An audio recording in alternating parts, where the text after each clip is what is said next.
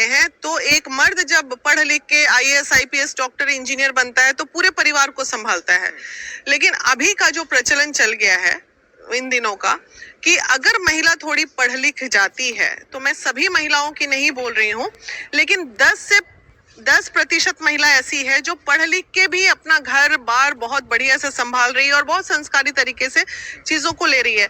लेकिन 80% के ऊपर की महिलाएं, ये देखने को हमें मिल रहा है, क्योंकि हम लोग ग्राउंड लेवल जब काम कर रहे हैं तो थोड़ा सा पढ़ लिख के, ये तो चलो ठीक है, ये तो ग्रेड 1 ऑफिसर हैं ये, लेकिन हम उन महिलाओं पे आ रहे हैं जो चंद 10,000 रुपए महीना भी कमा रही है और पति अगर उससे थोड़ा 5,000 कमा रहा है, तो घमंड जो है महिलाओं का चरम सीमा पे है। अच्छा, वो तैयारी और गलत फहमी के दौरान देखिए, अगर किसी को आप गलत गलत गलत कहते जाइएगा ना, तो बाद में वो गलत ही हो जाती है। हो सकता है ज्योति मौर्य उसी, बड़ी इच्छा है हम ज्योति मौर्य से मिलेंगे, अगर रास्ता अच्छा दिखा पाए तो दिखा देंगे। Is the wrong. आज जिस पोस्ट पे वो बैठी है वो उसका पति का देन है। अगर उसका पति उसका साथ नहीं देता तो शायद वो अपना सपना साकार नहीं कर पाती। अब जहाँ हमारी महिलाएं देश का नाम रोशन करती है, वहीं एक महिला आकर के इस तरह का चीज करके सारे महिला को, हर समाज को शर्मसार करने का काम की है। हेलो दोस्तों, तो यहाँ देखिए मेरा काम तो फाइनल हो चुका है और अभी मैं थोड़ा सा आप लोगों से कुछ बात शेयर करना चाहती हूँ। मेरे आजकल जो एक वीडियो बहुत ज़्यादा वायरल हो रही है, ज्योति मौर्य। हाँ, तो आप लोग जानते ही हो, ऐसा कोई नहीं है किसी के घर में या किसी के सामने उसका जिक्र ना हुआ हो। और मैं यही कह रही हूँ कि लेडीज़ का देखिए, कितनी भी आप पढ़ लिख लो, अगर आपके हस्बैंड आपको सपोर्ट करते हैं तो वो देखिए बहुत बड़ी बात है। आजकल ऐसे भी लोग हैं, अच्छी पढ़ी लिखी लड़कियाँ भी घर में बैठी रह जाती हैं। और फिलहाल हमारी जनरेशन तक तो ये है ही ज़रूरी कि भाई हर चीज़ के लिए पति से परमिशन लो, और बाहर निकलने के लिए, घूमने जाने के लिए, तो ये तो होता ही है।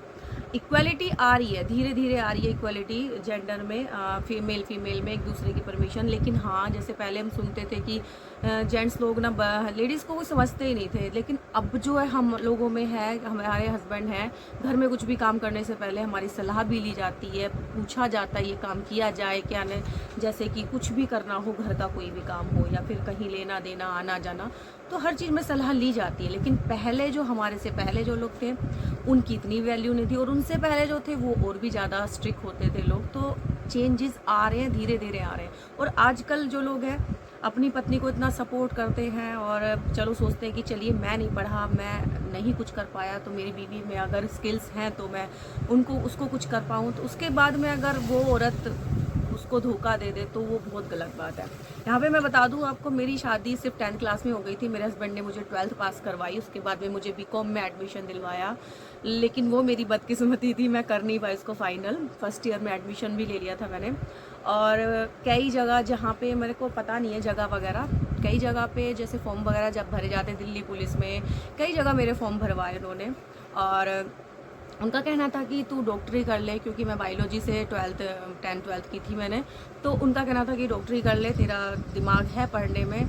तो अगर उनसे कोई कहता भी था ना कि इसको कहाँ ले जाएगा पढ़ा के, रोटी तो बनानी, कह रहे ज़रूरी थोड़ी है रोटी बनानी, दोनों काम वाली रख लेंगे, और कहाँ से लाएगा इतना पैसा। तो हमारे पास उस टाइम पे भी एक मकान था, एक प्लॉट था खाली।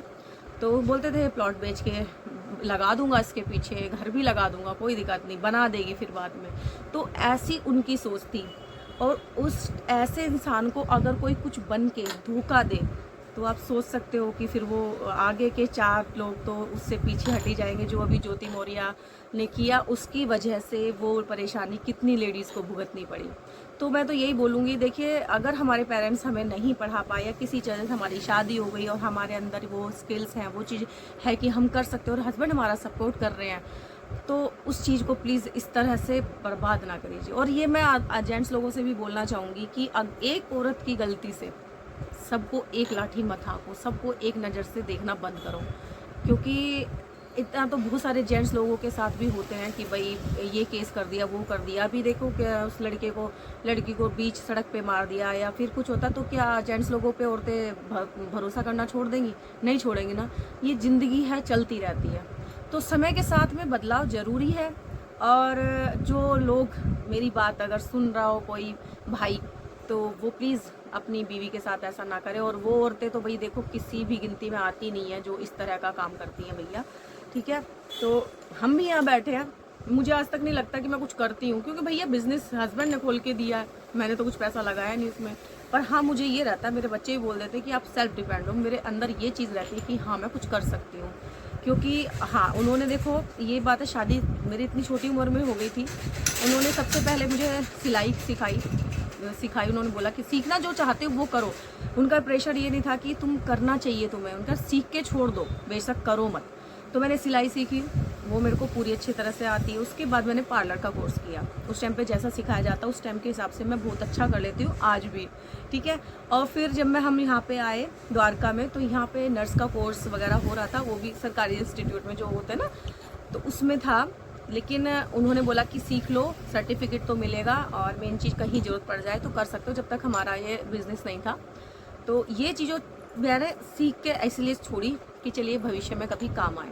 लेकिन जब हम लोग ट्रेनिंग पे जाने लगे, जॉब मिलनी थी, तब मेरे प्लान आया कि हम लोग अपना बिज़नेस स्टार्ट करते हैं, क्योंकि दुकान अपनी है, रेंट वगैरह देना नहीं था। तो उस टाइम पे यहाँ पे दुकानें खुलनी शुरू हुई थी। 14 साल हो गए मेरी दुकान को, तो 14 साल से मैं संभाल रही हूँ। फिलहाल तो देखिए मेरे पास कोई हेल्पर नहीं है, ना घर में ना दुकान में, मैं अकेले संभालती हूँ सारा कुछ। हाँ, अब से 3 साल पहले तक, शुरू के 5 साल मैंने अकेले काम किया, और अब से 3 साल से मैं अकेले कर रही हूँ, लगभग 3 साल से या 2.5-3 साल से। हाँ, क्योंकि मेरे पास कोई भी हेल्पर नहीं है, मैं अकेले काम सारा संभालती हूँ। तो ऐसा नहीं है, लेडीज़ चाहे तो बहुत कुछ कर सकती हैं, लेकिन अगर मिलजुल के चलो ना तो बहुत अच्छी बात है। अब मैं यूँ कि मैं सेल्फ डिपेंड हूँ, क्योंकि बहुत सारे काम हैं जो मेरे पतिदेव भी मानते हैं, मेरे रिलेटिव्स भी मानते हैं उसमें। जैसे मेरी, और तो कुछ नहीं बोलूँगी, मेरी सिस्टर इन लॉ हमेशा यही बोलती है कि तेरी वजह से ही ये सब कुछ हुआ है। मतलब तेरी वजह से ये नहीं कि मैं करने वाली हूँ सिर्फ, उनका ये कि मतलब पार्टिसिपेट दोनों का रहा है कि अगर तुम नहीं करती तो सैलरी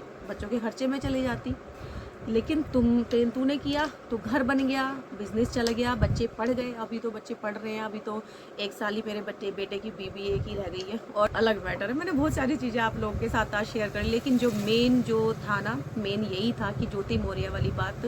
भाई जो मेरे जो भी देख रहे हैं वीडियो, प्लीज़ आप सारी लेडीज़ को एक लाठी से मत हाँको प्लीज़। सब औरतें एक जैसी नहीं होती ना, जैसे सब आदमी एक जैसे नहीं होते, सब औरतें भी एक जैसी नहीं होती। और उस आदमी का भी नाम लो जिसके साथ वो लेडीज़ ने उसको मिलके धोखा दिया, क्योंकि वो भी बराबर का जिम्मेदार है। समझ में आई आपको? तो इसको वीडियो का करते यही पेंट बहुत लॉन्ग हो जाएगी, नहीं तो भाषण तो मेरा ख़त्म होने वाला नहीं। जब आप लोगों से बातें करते हो ना, तो मेरा अब ऐसा मन लगने लगा आपसे बातें करने में कि जैसे हम आमने सामने बैठे, और आप जब रिप्लाइज़ करते हो ना कमेंट्स में, तो मुझे बहुत अच्छा लगता है। तो कमेंट्स में आप रिप्लाइज़ करना, और हो सके तो मैं आप लोगों के कमेंट्स का जवाब दूंगी। अगर मेरी बात किसी को बुरी लगे तो भी बताना please. Thank you so much.